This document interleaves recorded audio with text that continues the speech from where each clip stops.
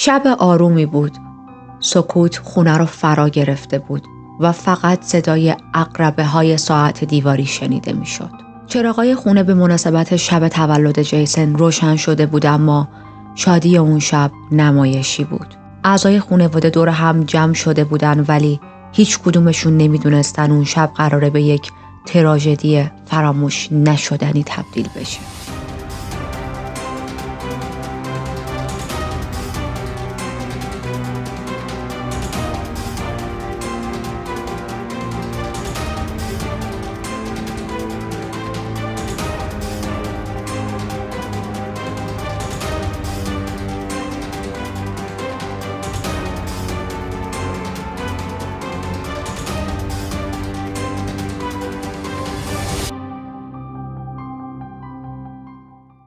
من ریتا هستم و در این چنل وارد دنیای جنایی میشیم، جایی که حقیقت عجیبتر از خیاله و مرز بین خوب و بد محو میشه. یادتون نره که چنل رو سابسکرایب کنید و زنگوله کنارش رو هم بزنید تا از آپلود شدن محتوا و داستانهای جنایی جدید داغ مطلع شید. بریم سراغ پرونده امروز و با یکی از شخصیت‌های اصلیمون آشنا شیم، خانومی به نام کریستی شیتز. کریستی متولد 1974 بود در شهر دیکیدر، ایالت آلاباما. توی سن کم پدر و مادرش از هم جدا شده بودن و مادر کریستی، ربکا، باید سخت کار میکرد. ربکا برد خیلی باید سخت کار میکرد، تلاش میکرد تا بتونه مخارج زندگی دخترش رو تأمین کنه. پدر بزرگ کریستی نقش خیلی مهمی توی تربیت و بزرگ شدنش داشت. کریستی عاشق پدر بزرگش بود، چون با رفتارهای خوبی که پدر بزرگش داشت میتونست حس دوست داشته شدن، حس مورد محبت قرار گرفتن از سمت یک مرد مثل یک پدر رو بهش منتقل کنه. پدری که هیچ وقت تو زندگی کریستی نبود، همیشه غایب بود، حضور نداشت و حالا این عشق و محبت رو داشت از پدر بزرگش دریافت میکرد. پدر بزرگش سوای رابطه صمیمانه و عشق ورزیدن به کریستی خیلی وقتها چیزهای متفاوت و یا گاهی عجیب و غریب هم بهش یاد میداد. یکی از چیزهای عجیب و غریب آموزش این بود که چطوری تفنگ دستش بگیره. دلیلش هم این بود که پدر بزرگ کریستی یک مأمور پلیس بازنشسته بود و یک کالکشن بزرگی از اسلحه‌های مختلف رو داشت. هر موقع کریستی میرفت تا پدر بزرگش رو ببینه و باهاش وقت بگذرونه، به کریستی این کالکشن اسلحه‌هاش رو نشون میداد و کریستی هم خیلی لذت میبرد، خیلی مشتاق بود که بیشتر و بیشتر در رابطه با این اسلحه‌ها یاد بگیره. کریستی زمان خیلی زیادی رو با پدر بزرگش توی بیسمنت تاریک خونشون میگذروند و به داستانها و تجربیات زندگی پدر بزرگش گوش میداد. در واقع برخلاف خیلی از کودک‌های همسن و سال خودش که دوست داشتن خانواده‌شون براشون کتاب داستانهای مختلف رو بخونه، کریستی عاشق شنیدن خاطرات پدر بزرگش بود. با اینکه کریستی توی یکی از بهترین مدارس اون ایالت درس میخوند، اما دوران تحصیل براش اصلاً گیرایی نداشت و جذاب نبود. درگیری هایی بین کریستی با همکلاسیاش به وجود اومد که باعث شد شرایط مدرسه رفتن براش سخت بشه، طاقت فرسا بشه و به معنای واقعی با سختی مدرسه رو به اتمام رسوند. یک مقداری زندگیش رو بزنیم جلو، برسیم به زمانی که دوران مدرسه رو تموم کرده. الان دیگه باید برای ادامه تحصیل وارد دانشگاه بشه و همزمان هم به عنوان منشی داره توی شرکت حمل و نقل کار میکنه. توی همون شرکت با یک مردی آشنا شد، با یک آقای جوونی به نام جیسن شیتز. جیسن توی اون کامپنی متخصص بود. اشاره نکردن که دقیقاً متخصص چه حوزه‌ای بود، اما خب در همین حد اطلاعات هست و منم بهتون گفتم. کریستی و جیسن تایم زیادی رو شروع کردن با هم گذروندن. با هم پیاده روی می رفتن، حتی خیلی وقتها برای تعطیلات و هالیدی می رفتن به محل تولد کریستی که توی یک شهر دیگه بود، چون زمانی که کریستی وارد دانشگاه شد ایالتش رو عوض کرد و توی یک ایالت دیگه درس خوند و کار هم پیدا کرد. یه وقتا که تعطیلات بود با هم برای هالیدی می رفتن خانواده کریستی رو ببینن، پدر بزرگش رو ببینن، مادرش رو ببینن و ارتباط این زوج ارتباط خیلی نرمال و خوبی بود. روز به روز به همدیگه بیشتر نزدیک می شدن، رابطهشون قوی تر می شد، صمیمی تر می شد و بعد از گذشت چند سال تصمیم می گیرن که بهتر ما این رابطه رو رسمی کنیم و با هم ازدواج کنیم. ازدواج می کنن و نقل مکان می کنن به یک شهر دیگه در ایالت تگزاس. میرن توی یکی از بهترین و آرومترین محله هایی که خیابون هایی که مثلا توی اون شهر وجود داشت خونه برای خودشون میگیرن تا زندگی مشترکشون رو توی یک لوکیشن خوبی آغاز کنن. یک مقدار دیگه زمان رو بزنیم جلو و برسیم به 19 اپریل سال 94. روزی که اولین فرزندشون دختری به نام تیلر به دنیا آمد. جیسن خیلی خوشحال بود. سوای خوشحالی این که الان صاحب بچه شدن، یه موضوع دیگه هم باعث می شد جیسن خیلی خوشحال باشه بعد از تولد تیلر. اونم این بود که همیشه آرزوی دختردار شدن رو داشت و الان هم بعد از شروع یک زندگی مشترک با کریستی صاحب دختر شده بود. الان توی این خط زمانی جیسن شرکتی که داخلش کار میکنه رو هم عوض کرده، وارد یک شرکت دیگه شده، یک شرکتی که مربوط به نفت و گازه و به عنوان مشاور آیتی جیسن داره در این شرکت کار میکنه. خب شغلش هم خوبه، حقوقش هم خوبه. کریستی هم سر کار نمیره و شغلش خانه‌داریه، مشغول انجام امورات خونه و تربیت فرزندشون بود. 4 سال بعد یعنی 21 اکتبر سال 98 کریستی و جیسن صاحب فرزند دومشون شدن. فرزند دومشون هم یک دختر بود، دختری که اسمش رو مدیسن گذاشتن. همه چیز داشت برای این خانواده به بهترین شکل ممکن پیش می رفت تا اینکه توی سال 2012 ورق برمیگرده، همه چیز به هم میریزه. چرا؟ چون پدر بزرگ کریستی از دنیا میره.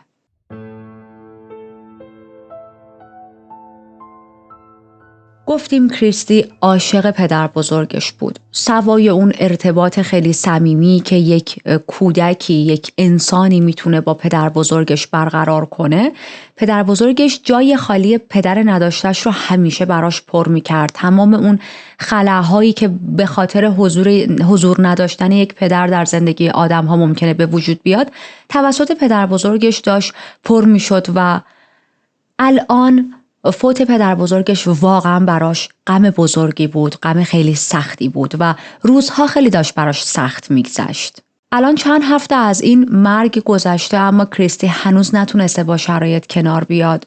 کارش کشیده به پیش تراپیست رفتن، پیش روانشناس مراجعه کردن، مدام قرص‌های ضد افسردگی خوردن، اما فایده‌ای نداشت. نمیتونست این غم رو تحمل کنه، پشت سر بذاره و حال روانیش رو مقداری بهتر کنه، بهبود ببخشه. هنوز تایم خیلی زیادی از فوت پدر بزرگش نگذشته، یعنی 2 ماهه که گذشته و اتفاق افتضاح و تلخ دوم توی زندگی کریستی میفته.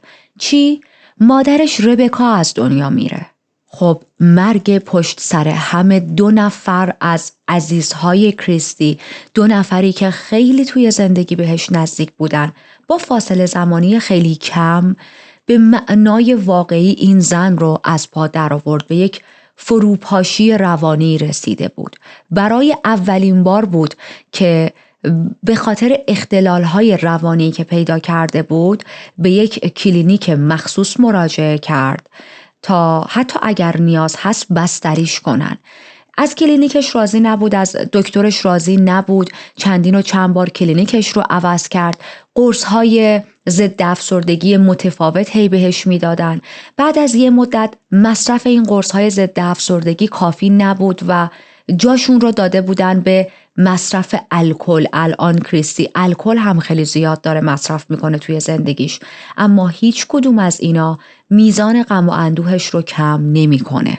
برای مدتی کریستی واقعا به لحاظ منتالی ثبات نداشت و همسر و بچه‌هاش، جیسن و 2 دخترهاش تمام مدت تلاش میکردن به هر نحوی که شده، هر کاری که از دستشون برمیاد انجام بدن تا کریستی رو بتونن ساپورت کنن، کمک کنن تا از اون شرایط بد بیرون بیاد. اتفاقاً برای مدتی موفق هم میشن. کریستی بعد از چند ماه بالاخره میتونه به روال عادی تری توی زندگیش برگرده. روانپزشکش بهش پیشنهاد داده بود که باید سعی کنی خودتو از محیط خونه بیرون کنی. باید سعی کنی که تایمت رو، زمانت رو توی محیط‌های دیگه‌ای خارج از خونه بگذرونی و چقدر خوب که این تایم پست یک هدفی داشته باشه. برای همین کریستی اپلای میکنه برای شغل‌های مختلف. اتفاقا یه شغلم پیدا میکنه به عنوان منیجر. میره تا توی کلینیکی که مخصوص لیزر بود و همینطور ریموو کردن تتو کارشو آغاز کنه. برسیم به 25 سپتامبر سال 2015 که روز جهانی دختره. زندگی کریستی یه ذره اوضاعش معمولی تر شده، بهتر شده. یه عکس از دوتا دختراش تیلر و مدیسن توی پیج فیسبوکش منتشر میکنه. توی کپشن این پست مینویسه شما فوق‌العاده، دوست داشتنی، مهربون، زیبا و باهوش هستید. نمیدونید چقدر دوستتون دارم و وجودتون برام ارزشمنده. خب هر کسی که از بیرون زندگی این زوج رو نگاه میکرد فقط یه چیز میدید. مادری که دوباره کنترل زندگیش رو دستش گرفته، یک همسر همراه داره و دوتا دختری که خیلی دوستشون داره و داره بهشون بی نهایت عشق می‌ورزه. جنوری همون سال یه پست دیگه گذاشته بود و از حق حمل اسلحه دفاع کرده بود. پست کریستی شامل عکس یه تفنگ و 7 گلوله کنارش بود. توی کپشن نوشته بود من 10 تفنگ دارم. اوباما 8 از تفنگامو میخواد. چند تا تفنگ دارم؟ بعد خودش توی کامنت ها جواب نوشته بود که درسته من 10 تفنگ دارم. میدونید یه حالت مسخره کردن، تیکه انداختن در دفاع از حق حمل اسلحه. کریستی خیلی از حق داشتن اسلحه دفاع می کرد. خیلی مخالف سیاست‌های حزب دموکرات برای ممنوع کردن تجارت آزاد تفنگ بود. کریستی فکر میکرد که با این سیاست جدید که مردم حق ندارن تفنگ داشته باشن، خانواده‌اش حق دفاع از خودشون رو از دست میدن. دیدگاهش یه همچین دیدگاهی بود. بریم به 24 جون سال 2016. روزی که تولد جیسن متولد 24 جون بود و کریستی با کمک دختراش تدارکات یک شام مفصل رو دیده بودن به مناسبت تولد جیسن. قرار بودش که همشون برای شام توی لیوینگ روم دور هم جمع بشن و از اون شب لذت ببرن. جیسن میاد اما به جای جشن گرفتن تولدش به دختراش میگه که میخوام راجع به یک موضوع مهمی باهاتون صحبت کنم. دخترها رو صدا میکنه، همه میان توی لیوینگ روم. این در حالیه که کریستی هنوز اونجا حضور نداره ها، فقط جیسن و 2 دخترها هستن. و بهشون میگه که من تصمیم دارم از مادرتون جداشم و شروع میکنه راجع به این موضوع صحبت کردن، دخترهاش رو آماده کردن، یه سری مقدمه چینی، مقدمه سازی که یهو دخترهاش حالا با این که سنشون هم دیگه کم نیست و تقریبا نوجوان و جوان هستن اما آمادهشون کنه. کریستی تصادفی صحبت‌های جیسن رو در رابطه با طلاق میشنوه، یعنی داشت از اونجا رد میشد، مثلا میخواست از این اتاق بره به یه اتاق دیگه، رد میشه، صحبت‌های جیسن رو میشنوه در مورد طلاق و چند ثانیه بعد فقط یک صدا توی این خونه شنیده میشد. صدای فریاد و داد و بیداد و نفرین کردن کریستی که داشت همینطوری پشت سر هم به جیسن فوش هم میداد. فقط این صدا تو خونه پیچیده بود. بعد از کلی داد و بیداد کریستی خونه رو ترک میکنه و جیسن تلاش میکرد دخترهاشون رو آروم کنه، بهشون قول داد که همه چیز درست میشه، نگران نباشید، مادرتون رو که میشناسید، مثلا همچین رفتاری نشون میده، همه چی اوکی میشه، آروم میشه، شما قرار نیست قصه چیزی رو بخورید، طلاق ما قرار نیست شماها رو خیلی درگیر کنه. ولی خبر نداشت که نمیتونه به این قولهایی که داده عمل کنه.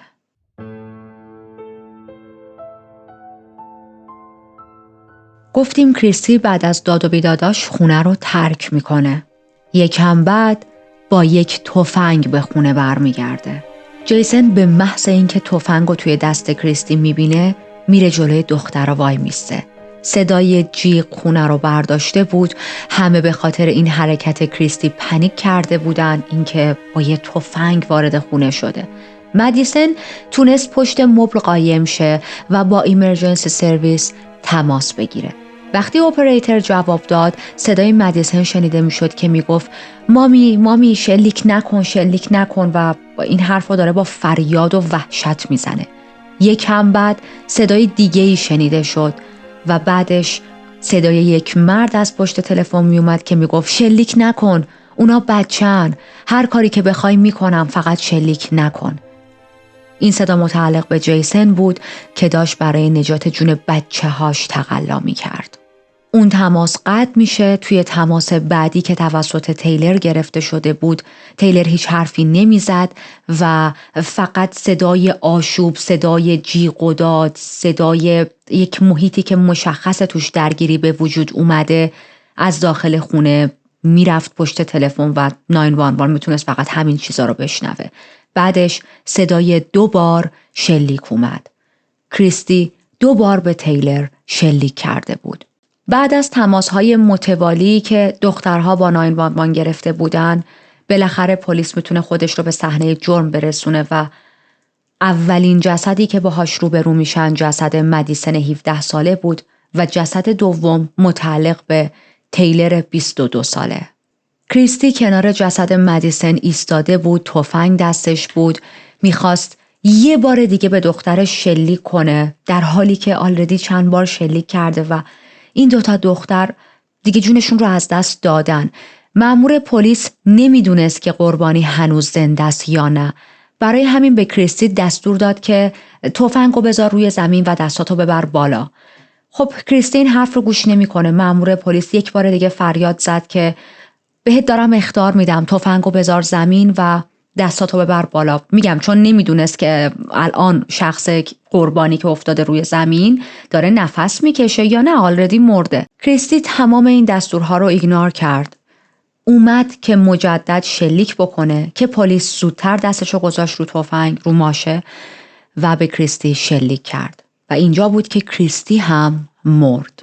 پلیس میاد اجساد رو معاینه میکنه، میفهمه که مدیسن 17 ساله بلا فاصله به خاطر جراحاتی که براش در اثر شلیک به وجود اومده جونش رو از دست داده و تیلر 22 ساله هم به شدت زخمی شده بود. از اونجایی که وضعیت تیلر واقعا افتضاح بود، هلیکوپتر میارن به صحنه، با هلیکوپتر تلاش میکنن که به بیمارستان منتقلش کنن، اما متاسفانه نتونست دووم بیاره، نتونستن جونش رو نجات بدن و تو همون راه در هلیکوپتر به سمت بیمارستان جونش رو از دست میده. هر 2 دختر به دست نزدیکترین و قابل اعتمادترین آدم زندگیشون یعنی مادرشون به قتل رسیده بودن. تنها کسی که تونسته بود از این حادثه جون سالم به در ببره پدر خانواده یعنی جیسن بود. جیسنی که الان توی این خط زمانی 45 سالشه. کریستی به جیسن هم شلیک کرده بود، اما به 2 دلیل جیسن زنده مونده بود. یک این که مدل شلیک کریستی به جیسن جوری نبود، به نقاطی شلیک نکرده بود که جیسن در جا بمیره و حالتی که فقط به شلیک کرده بود بترسونتش یا باعث درد فیزیکیش بشه.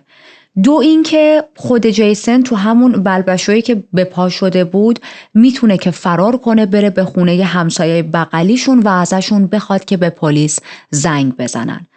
همسایه ها این صدای دعوا و آرگومنت رو بین این زوج شنیده بودن که قبل از تیراندازی ها جیسن تمام مدت تلاش داشت که کریستی رو منصرف کنه، بهش گفته بود که به بچه ها آسیب نزن، به اونا آسیب نزن، اونا فقط بچه‌ن. اما خب کریستی به حرفای جیسن که توجه نکرده بود، چند تا گلوله هم به سمتش شلیک کرده بود که حالا یکیش به جیسن خورده بود.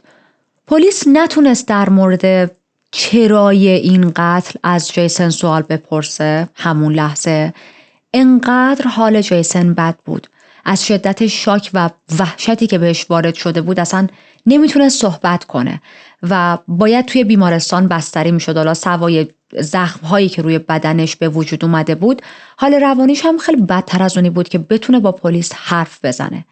محلی که این تراژدی خانوادگی رخ داد توسط پلیس بسته شد، تبدیل شد به کرایم سین و شروع کردن به گرفتن اظهارات از همسایه ها و تمام شاهدها. بعد از اینترویو مشخص شد که اول صدای یک دعوای خفیف از این خونه شنیده شده بوده. بعد کریستی شروع کرده به کتک زدن دخترها. بعدش رفته یک تفنگ کالیبر 38 برداشته، اول به مدیسن شلیک کرده، بعد هم به تیلر که صدای این شلیک شدنها توی یکی از تماسهای 911 افتاده. دخترها در حالی که دچار خونریزی شده بودن از خونه دویدن بیرون. مدیسن بعد از چند قدم خودشو به بیرون خونه رسوند، اما همونجا روی زمین افتاد و نتونسته بود دیگه دووم بیاره. کریستی با دیدن این صحنه چند تا گلوله دیگه به سمت تیلر شلیک کرد. تیلر هم روی زمین افتاد. کریستی برگشت داخل خونه و خیلی ریلکس تفنگشو پر کرد و با شلیک دوباره به تیلر به زندگی دخترش پایان داد. همسایه ها گفتن بعضیاشون که این صحنه ها رو دیده بودن، چون از صدای جیغ و داد و فریاد زیاد ترسیده بودن، اومده بودن توی حیاتشون، توی بالکنشون و خب بعضیاشون این صحنه رو دیده بودن. میگن که کریستی بدون هیچ احساس و ایموشنی همه این کارها رو کرد. حالتی که انگار یک رباتی که بهش این برنامه رو دادن باید بری مثلا دختراتو بکشی.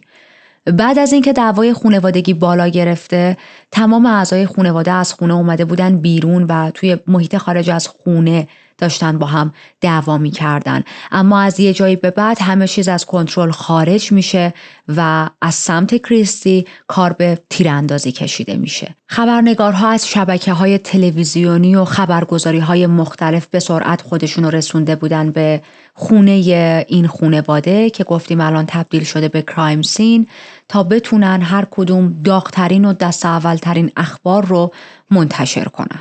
اما چه چیزی باعث شده بود که کریستی شیتز 42 ساله بچه های خودش رو بکشه؟ بریم یک شیرجه عمیق‌تری در زندگی این زوج بزنیم. خیلی وقت بود که این خانواده توی اوضاع بدی به سر می بردن و همه چیز توی اون قاب زیبای فیسبوک و فضای مجازی که اطرافیانشون می دیدن نبود. وضعیتشون تاریک‌تر از اون چیزی بود که به نظر می رسید.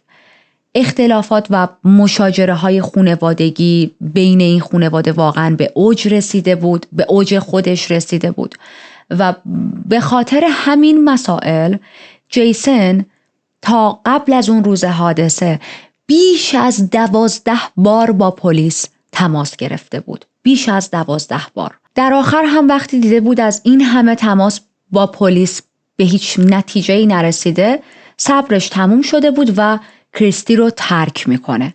اما این ترک کردنش برعکس خیلی از کیس هایی که مرور کردیم اون مدلی نبود که بره و دیگه پشت سرش هم نگاه نکنه، نه اسم دختراشو بیاره، نه مثلا اسم کریستی رو دیگه بیاره، نه، هر از گاهی چند وقت یه بار سر میزد، به کریستی سر میزد، به بچه ها سر میزد، هزینه ها رو قبول میکرد، ازشون مثلا میپرسید اگر چیزی نیاز دارین، کمکی نیاز دارین و حضور داشت در زندگی. فقط دیگه تصمیم گرفته بود توی یک لوکیشن با کریستی زندگی نکنه.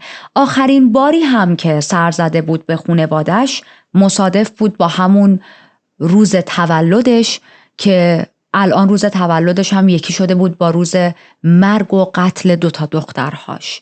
فکر میکنم جیسن قراره تا آخر عمرش از روز تولدش به عنوان بدترین روز زندگیش یاد کنه. روزی که دختراش توی اوج جوونی به دست همسرش، به دست مادرشون به قتل رسیدن. گفتیم که میخوایم شیرجه عمیق‌تری بزنیم به زندگی این خانواده و درباره چطوری رفتارشون، زندگیشون و رابطهشون با مادرشون بدونیم، یا حتی رابطه جیسن با همسرش کریستی. دختر بزرگ خانواده که اسمش تیلر بود توی کالج درس میخوند.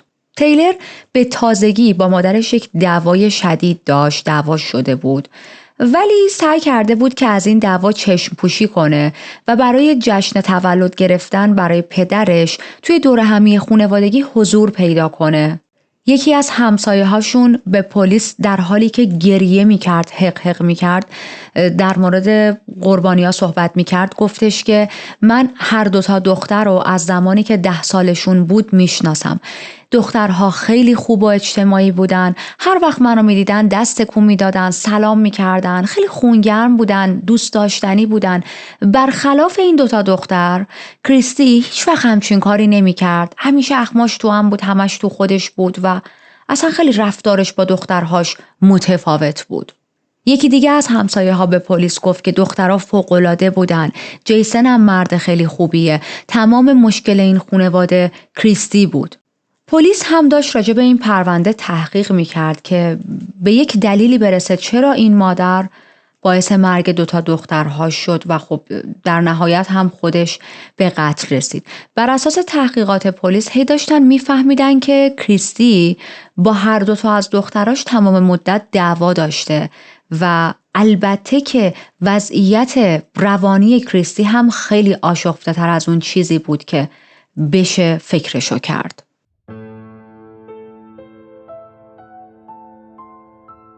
توی 29 جون سال 2016 پلیس توی یک کنفرانس خبری میاد به گزارشگرها توضیح میده که کریستی افسردگی خیلی شدیدی داشته، مشکلات روانی داشته. حتی من چند جا خوندم که مثل این که میگفتن کریستی بایپولار هم بوده، دو قطبی هم بوده، که حالا باز بین این نظریه خیلی اختلاف هست. یعنی توی منابع رسمی این که مثلا عملاً یک پلیس اینو گفته باشه من ندیدم. حالا مشخص نیست این موضوع شایع است یا نه، به علاوه این که خیلی ها صداشون در اومده بود که مثلا چه ربطی داره، قتل‌های این زن رو ربط ندید به اختلال دو قطبیش. افرادی که درگیر اختلال دو قطبی هستن درصد خیلی زیادیشون هیچ وقت اصلا خشونت در طول زندگیشون نشون نمیدن. ولی خب من حالا دارم براتون تعریف میکنم، نمیدونم چقدر داشتن این دیسوردر در کریستی صحت داره. اما اینکه افسردگی داشت و مشکلات روانی داشت 100% درسته. به علاوه اینکه در شرف طلاق هم بود و چندین و چند بار این زن تلاش کرده بود که خودکشی کنه اما موفق نشده بود. ازدواج جیسن و کریستی از سال 2012 شروع شد به پاشیده شدن از هم. این رو هم بهتون بگم، برای کشتن دخترهاش کریستی از همون تفنگی استفاده کرده بود که پدر بزرگش توی یکی از مناسبت‌ها بهش هدیه داده بود. این هم خیلی ناراحت کننده بود برای من. یکی از دلایلی که باعث دعواهای شدید خانوادگیشون بود ازدواج تیلر بود. کریستی اصلاً در رابطه با ازدواج تیلر از خودش میل و رغبت نشون نمیداد. خیلی مخالف بود. درست چند روز قبل از اون روز حادثه و قتل کریستی تلاش میکنه که حتی تیلر رو توی خونه حبس کنه و نذاره که بره پارتنرش رو ببینه. جیسن خیلی عصبانی میشه، با کریستی مخالفت میکنه، میگه که دختر ما یک دختر 22 ساله است، دیگه بچه نیست، حق داره انتخابات خودش رو داشته باشه، حق داره تصمیم خودش رو بگیره و حبس خونگی تنبیه مناسبی براش نیست. اسم نامزد تیلر وان سپاسچن لوگو بود که 23 سالش بود. خود تیلر هم 22 ساله بود. هر دوشون دانشجوی هنر بودن توی کالج، تو همون کالج درس میخوندن و اونجا با هم آشنا شده بودن. به مدت 4 سال با هم دیت میکردن. خیلی همو دوست داشتن. توی سوشال میدیا مدام از عشق بینشون حرف میزدن. عکس‌های 2 نفره با هم میذاشتن. عکس‌های زیادی از همدیگه منتشر کرده بودن و همه از رابطه این زوج خبر داشتن. میگم از این روابطی هم نبود که حالا 1-2 ماه با هم آشنا شده باشن و بگیم که خب آره کریستی مثلا میگفت شما تو 3 ماه همو میشناسید و خب خیلی زوده که بخواید با هم ازدواج کنید. 4 سال با هم در ارتباط بودن. بعد از 4 سال تصمیم گرفته بودن که وقتش ما دیگه با هم زیر یک سقف زندگی کنیم. قرار بود توی تاریخ 27 جون یه مراسم ازدواج خیلی کوچیک برگزار کنن. مراسم ازدواج کوچیک برای این میگم که خب کریستی خیلی مخالف بود و این زوج با خودشون این فکر رو میکردن که اوکی ما خودمون مراسم ازدواجمون رو میگیریم، چند تا از دوستا و دور و بریامون رو دعوت میکنیم. مهم مراسم ازدواج نیست، مهم اینه که ما 2 نفر با هم ازدواج کنیم. کریستی خیلی مخالف بود. دلیل مخالفت کریستی هم با ازدواج تیلر و دوست پسر یا حالا نامزدش وان این بودش که این پسر اسپانیایی تبار بود. همونطوری که گفتم چند روز قبل از این قتل تیلر با مادرش بحثش شده بود سر همین ازدواج. کریستی تلاش کرده بود که تیلر 22 ساله رو توی خونه حبس کنه. جیسن خیلی مخالف بود و خب همه اینا باعث شده بود که کریستی خشمش بیشتر هم بشه. تمام مدت اینجوری بود که به جیسن این حرفا میزد که تو زیاد از حد عاشق دختراتی، از همون ابتدا اون عشقی که باید به من نشون میدادی و به دخترهات نشون میدادی. یه حالت حسودی انگار و ناراحت بود از اینکه همسر من به عنوان پدر بچه ها حواسش به اونا هست، یک پدریه که کیر میکنه، مهمه براش زندگی بچه‌هاش. ناراحت بود از این قضیه. تیلر به جز تحصیل توی کالج به عنوان یک پرستار هم با یک سایتی کار میکرد که مثلا از سمت این سایت فرستاده میشد به جاهای مختلف و خیلی دختر اکتیوی بود. خیلی امید و آرزو داشت واقعا توی زندگیش. خیلی داشت بیس و پایه های زندگیش رو جوری میچید که توی 10 سال 20 سال آینده زندگی موفقی داشته باشه. اما خب متاسفانه نتونست که آینده رو ببینه و خیلی هم مشتاق بود که من میخوام با نامزدم، با دوست پسرم ازدواج کنم. تمام مدت 2 نفری با هم راجع به مراسم ازدواجشون حرف میزدن، راجع به برنامه هایی که در آینده داشتن صحبت میکردن. بریم سراغ دختر کوچیک خانواده، یعنی مدیسن همچنان داشت توی مدرسه درس میخوند، توی های اسکول، و به عنوان پرستار بچه هم کار میکرد. چیزی هم به فارغ التحصیلیش نمونده بود از های اسکول. مدیسن هم مثل هر تینیجر دیگه‌ای دوست داشت به محض اینکه وارد سن ادالت میشه، به اصطلاح 18 رو رد میکنه، بعد از اینکه های اسکولش تموم میشه، برای زندگی خودش تصمیم بگیره از مادرش جدا شه، بره جدا زندگی کنه، مسیر خودش رو بره جلو. اما کریستی با خودخواهی، با بگم بیرحمی، با این نظریه مخالف بود و میگفت نه، تو حق نداری از این خونه خارج شی. حالا درسته که مدیسن بعد از 18 سالگی قانوناً میتونه بر واسه خودش زندگی جدایی رو داشته باشه، اما بحث اون کسیه که رو روان آدم یک سر راه میره، بحث اون مشکلاتیه که به وجود میاد. توی مثلا فرهنگ های خارجی کلا اینطوری هن که قربون شکلت 18 سالت شد، برو زندگی خودتو بکن. 18 سال نگهت داشتیم، تر خشکت کردیم، برو دیگه، ما میخوایم نفس بکشیم. و کریستی برعکس بود، میگفت نه تو نباید بری، اما از سر مهر و علاقه نمیگفت. از سر این میگفت که خب دختر بزرگم که رفته سراغ زندگی خودش، همسرم هم که خونش رو از من جدا کرده، اگر مدیسن هم از این زندگی بره من تو این خونه تنها میمونم. یک دیدگاه برای همین میگم خیلی خودخواهانه. الان چند روز از قتل گذشته، جیسن یه مقدار حالش بهتر شده، هم از نظر فیزیکی هم از نظر روانی، و میتونه که با پلیس صحبت کنه. پلیس میاد، توی صحبت‌هاش با پلیس میگه که کریستی از تصمیم طلاق مطلع بود. ما چندین و چند سال بود به مشکل خورده بودیم و چند ماهی هم بود که داشتیم راجع به طلاق با هم صحبت میکردیم. من خیلی وقت بود حتی قبل از اینکه اصلا صحبت طلاقو بکشیم وسط خونمو جدا کرده بودم از کریستی. منم براتون تعریف کردم دیگه. میگه یعنی چیزی نبود که مثلا اون شب حالا یواشکی از من شنیده باشه. اما هر بار من بهش میگفتم که راجع به موضوع طلاقمون با دخترها صحبت کردی، بهانه می آورد. هر بار به یک بهانه میگفت نه هنوز حرف نزدم، و از یه جایی به بعد من احساس کردم که نمیخواد بگه، اصلا نمیخواد این موضوع رو مطرح کنه. و گفتم اوکی، روز تولد من که همه دور هم جمع میشیم بهترین فرصته که من به دخترها بگم من و مادرتون قراره از هم جدا شیم. در صورتی که رفتار کریستی حالتی بود مثلا از نظر بقیه یا حتی تو دید دخترها که انگار بار اول داره این حرف رو میشنوه، مثلا انگار شاک شده بود که بار اول نبود. بارها این 2 نفر راجع به این که از هم جدا شن، رسمی طلاق بگیرن، چون طلاق عاطفی که گرفته بودن، صحبت کرده بودن.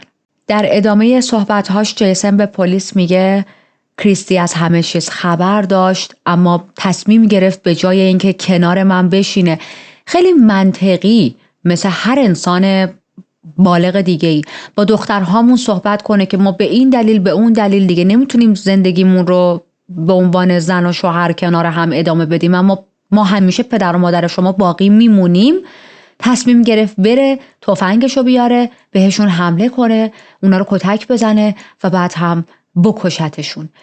ولی منو زنده نگه داشته، منو نکشته در حالی که میتونست من رو هم بکشه. چرا نکشته؟ انگیزش این بود که به من عذاب بده. میخواست با کشتن بچه هام من رو مجازات کنه و من بمونم و تا آخر عمر این فکر از سرم بیرون نره. جیسن میگه بعد از اینکه کریستی همزمان در عرض 2 ماه پدر بزرگ و مادرش رو پشت سر هم از دست داد، اصلا کرکترش از این رو به اون رو شد. شروع کرد اقدام کردن برای گرفتن مجوز حمل اسلحه، اما به خاطر بیماری روانی که داشت درخواستش رد شد.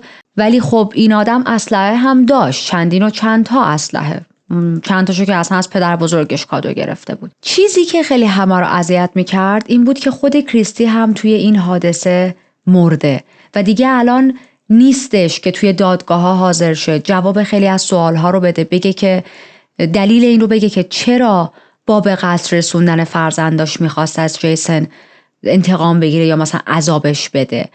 آیا به خاطر طلاق بود یا میخواست تلاش کنه اون کنترل از دست رفته روی زندگیش رو به دست بیاره، یا اصلا دلیل این کارش فقط و فقط بیماری های روانی و داروهایی بود که تمام مدت مصرف میکرده.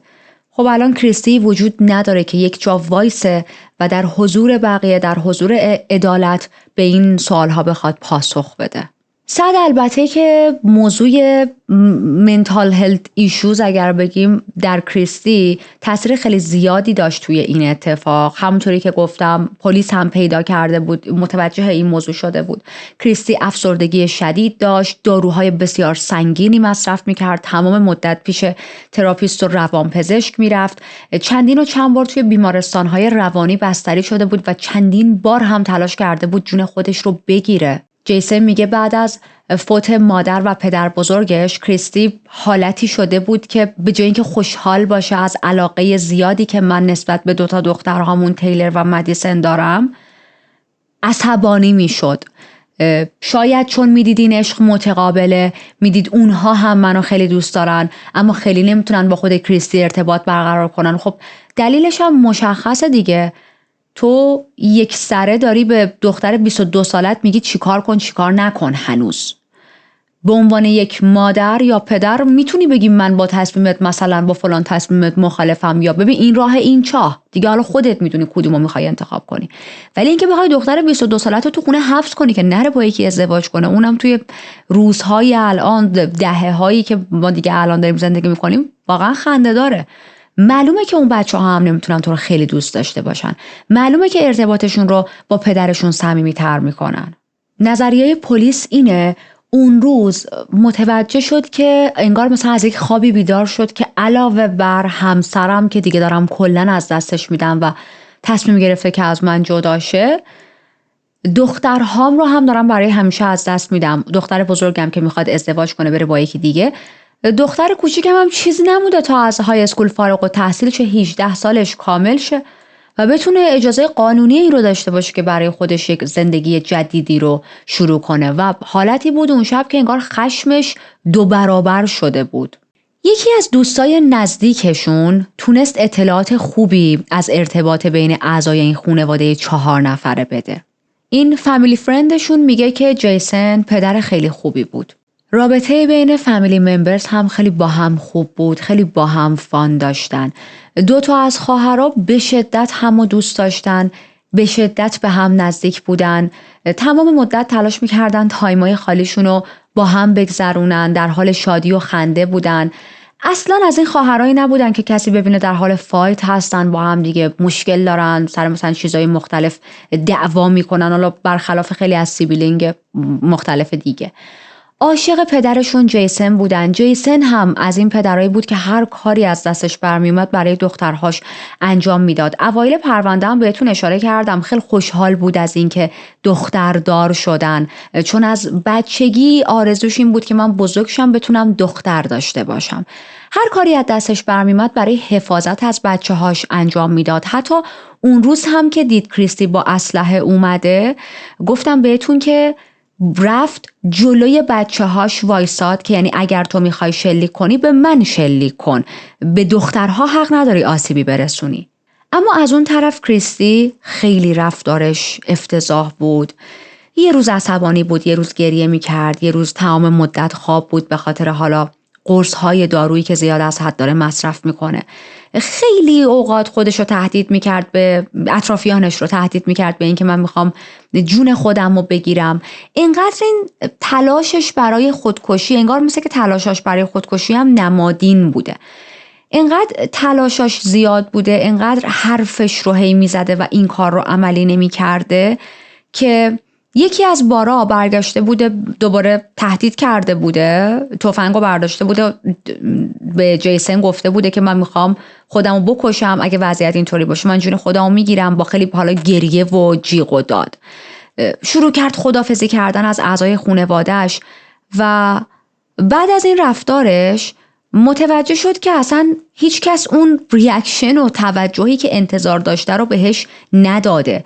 جیسن ذره نگاش میکنه، بهش میگه ببین اگه میخوای خودتو بکشی بکش، شلیک کن، فقط به ما کاری نداشته باش. یعنی انقدر این رفتارش دیگه نمایشی شده بود که هیچ کس حتی مثلا نه میترسید نه دلش براش میسوخت. و کریستی در جواب خیلی حرف عجیبی اینجا به جیسن میزنه، یه حالتی که انگار خورده تو پرش، حالتی که توقع شنیدن این حرفو نداشت. به جیسن میگه نه اون که مجازات توه. ببینید جیسن بهش گفته اگه میخوای به خودت شلیک کنی بکن، به ما کار نداشته باش، میخوای جون خودتو بگیری بگیر. کریستی بهش گفته نه این که مجازات توه، یعنی اگرم بخوام جون یکی رو بگیرم حالا یه کاری میکنم که تو بابتش مجازات بشی، تو اذیت بشی، عذاب بکشی. فامیلاشون، دوستاشون، همکاراشون، اطرافیانشون تمام مدت میدونستن که توی این خانواده کشمکش‌های متعددی وجود داره. این خانواده مدام در حال درگیری هستن، درگیری هایی که بیشتر از سمت کریستی داره برای اعضای خانواده اتفاق میفته. یه حالتی بود که انگار اگر کریستی نبود واقعا همه چیز تو خانواده اینا خیلی در آرامش جلو میرفت. ولی هیچ کس، حتی اون ته ذهنش هم این فکر نمی اومد که نکنه روزی کریستی بخواد به بچه های خودش آسیب بزنه. حتی چند بار به این موضوع مثلا خود جیسن یا اطرافیان فکر کرده بودن که اوکی کریستی ممکنه توی یکی از این بحث ها به جیسن آسیبی برسونه، یا همونطوری که چندین و چند بار حالا تظاهر کرده و هرچی به خودش آسیبی برسونه، اما به بچه ها نه. رفتارش انقدر با جیسن افتضاح بود، انقدر دعواهای شدید داشتن که از جنوری 2012 پلیس حدود 14 تا تماس از این خانواده دریافت کرده بود که 3 تا از این تماسا تهدید کریستی بوده که تفنگو برداشته گفته میخوام خودم رو بکشم. خب مثلا جیسن تماس گرفته با پلیس، حالا کریستی بیخیال شده، پلیس اومده، داستان رو جمع جور کردن. میخوام بگم جیسن جون خودش رو در خطر میدید همیشه تو این رابطه، اما جون دختراشون رو واقعا هرگز نه. پارتنر تیلر یک خواهری داشت اسمش مریاس. مریا به پلیس میگه که تیلر و مدیسن از معدود دخترهای خوشقلب و با احساسی بودن که من توی کل عمرم دیده بودم. میگه که من باورم نمیشه همین چند روز پیش با تیلر توی یک مهمونی بودیم و داشتیم راجع به این صحبت میکردیم که قرار تیلر به زودی با برادر من ازدواج کنه، قرار جشن عروسیشون رو جشن بگیریم. یه جای دیگه مریا خطاب به تیلر توی یک خبرنگاری صحبت میکنه، میگه که تیلر تو آلردی عضو خانواده ما شده بودی و همیشه به عنوان عضوی از این خانواده باقی میمونی. توی این دنیای تاریک تو مثل روشنایی بودی و ما همیشه ازت یاد خواهیم کرد. هیچ وقت یاد تو رو فراموش نمی کنیم، حتی با اینکه دیگه جسمت، فیزیکت حضور نداره. قتل یهویی و ناگهانی این دخترای جوان خیلی برای مردم اون زمان پروندهش ناراحت کننده بود، دردآور بود. خیلی ها با جیسن همدردی کردن. روز خاکسپاری این دوتا خواهر اهالی شهر همه غمگین بودن، خیلی ها حضور پیدا کردن. رسانه ها مجدد اخبار مربوط به این اتفاقها رو کاور کردن. عده زیادی بعد از این پرونده به فکر فرو رفتن که آیا این جنایت به خاطر آزادی حمل اسلحه اتفاق افتاد؟ حتی این تراژدی باعث شد که مقامات یک بازبینی بکنن و بیشتر روی خرید و فروش تفنگ کنترل داشته باشن. من خیلی هم تحقیق کردم ببینم خود کریستی رو کی خاک سپاریش رو انجام دادن، کجا خاکش کردن، چیکارش کردن، جسدش رو سوزوندن، اگه سوزوندن خاکسترش رو چیکار کرد، تو توالت ریختن، توی دره ریختن، اگه خاکش کردن تو داب بود. اصلا مراسم خاک سپاریش چجوری بوده؟ چون مراسم خاک سپاری دوتا دخترهاش که خب گفتم خیلی شلوغ شده بود، مردم خیلی شرکت کرده بودن، هیچ خبری نبود. مردم احتمالاً نذاشتن اصلا اخبار حالا خاک سپاریش پخشه. ولی خب اون چیزی که ما میدونیم احتمالاً فقط یه سری از افراد خیلی خیلی نزدیکش اگر مایل بودن تو مراسم خاک سپاری خودش شرکت کردن. حالا خیلی هم مردم دل خوشی نداشتن دیگه، مخصوصا جیسن، یک قاتلی که چند لحظه قبل از مرگ خودش چون دوتا دختر جوان رو گرفت. چنین کیس هایی بارها و بارها توی آمریکا اتفاق افتاده. من چشم خیلی بهشون میخوره. دلیلی که تک و توک میرم دنبالش بیشتر به خاطر اینه یه سریاشون اخبار خیلی کمی راجبشون پخش شده و من دیتیلز زیادی ندارم بهتون بدم. اما میخوام بگم تعداد چنین کیس هایی خیلی زیاده. افرادی که میخوام الگوشو بهتون بگم، افرادی که خیلی موافق حمل اسلحه‌ن میگن باید حمل اسلحه کاملا آزاد بشه، هر شهروندی باید بتونه برای خودش اسلحه حمل کنه. و همینها، نه که حالا بگم هر کسی که افکارش اینه ها، اما واقعا آمارش زیاده، همینها خودشون یه جایی یه جوری تا عصبانی میشن، تو اعصاب منو خورد که فرت این تفنگو در میارم، بابا برو یه شاشی بزن، برو آبی به دست و صورتت بزن، حالت شاید جا بیاد، حتما نباید سری تفنگ در بیاری، غلاف کن. ولی خب متاسفانه هنوز که هنوزه چنین حوادث خیلی زیاد اتفاق میافته. نکته ناراحت کننده این پرونده این بود که انگیزه کریستی از قتل دخترهاش هیچ وقت به طور 100% مشخص نشد، مشخص نخواهد شد، چون خب کریستی دیگه وجود نداره که حالا حرف بزنه و تمام چیزهایی که در رابطه با انگیزش من در طول پرونده بهتون گفتم احتمالات پلیس و یا رسانه ها و یا حتی خود من بود. ولی شکی توی این نیست که خانواده خیلی در تنش و اختلاف زندگیشون رو به سر می بردن.